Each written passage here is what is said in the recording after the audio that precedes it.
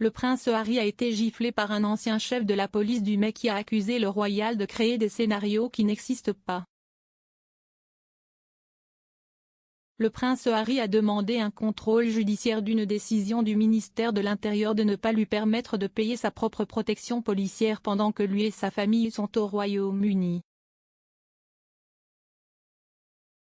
Un représentant légal du prince a déclaré que lui et sa famille étaient incapables de rentrer chez eux en raison du risque de sécurité hérité de Harry. Le royal de 37 ans a demandé la protection de la police en janvier 2020 lors de sa visite au Royaume-Uni, proposant de le payer personnellement, mais a déclaré que l'offre avait été rejetée. Il voulait payer sa propre protection pour ne pas en imposer aux contribuables britanniques. Mais l'ancien chef de l'unité de protection royale de Scotland Yard a déclaré que Harry avait enflammé bon nombre de ses scénarios. S'adressant au Mirror, Dai Davis a déclaré « Beaucoup de ces problèmes semblent être grandement enflammés par Harry et ses conseillers, cela n'a vraiment pas besoin d'être aussi lourd. Si jamais il y avait une menace crédible appropriée pour le prince Harry ou sa famille, le Met prendrait les mesures appropriées. Si lui ou sa famille devait retourner en Grande-Bretagne à titre officiel ou pour soutenir la reine lors des événements du jubilé de platine, je suis sûr qu'il bénéficierait de la protection nécessaire. Je plaiderai vigoureusement contre sa thèse selon laquelle il n'est pas en sécurité au Royaume-Uni. Si jamais les services de renseignement britanniques découvraient une menace pour lui et sa famille, ils n'allaient guère s'asseoir là-dessus.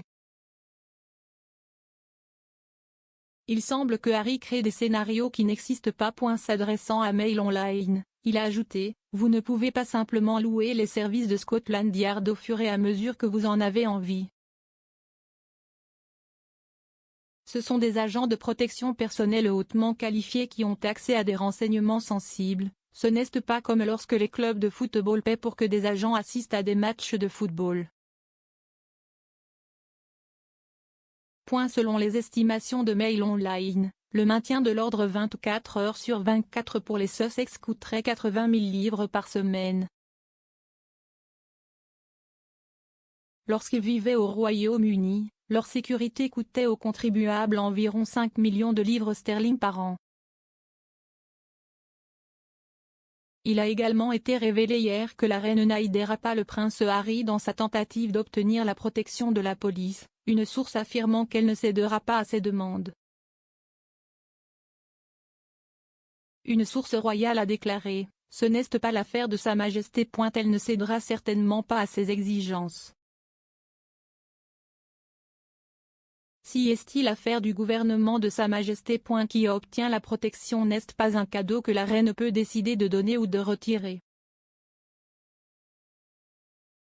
Un autre a ajouté « Ces demandes de sécurité au Royaume-Uni n'ont pas été ouvertement ou largement discutées au sein de la famille car on pensait qu'elles avaient été réglées il y a 2 ans.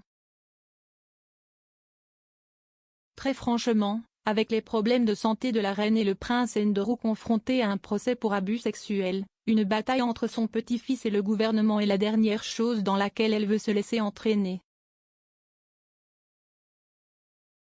Dans un communiqué, un représentant légal du prince Harry a déclaré « Le prince Harry a hérité d'un risque pour la sécurité à la naissance, à vie.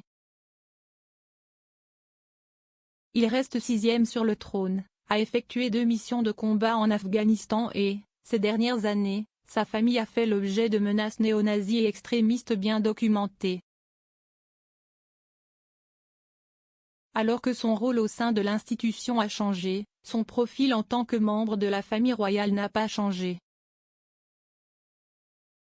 La menace qui pèse sur lui et sa famille non plus. Le duc et la duchesse de Sussex financent personnellement une équipe de sécurité privée pour leur famille, mais cette sécurité ne peut pas reproduire la protection policière nécessaire au Royaume-Uni. En l'absence d'une telle protection, le prince Harry et sa famille ne peuvent pas rentrer chez eux.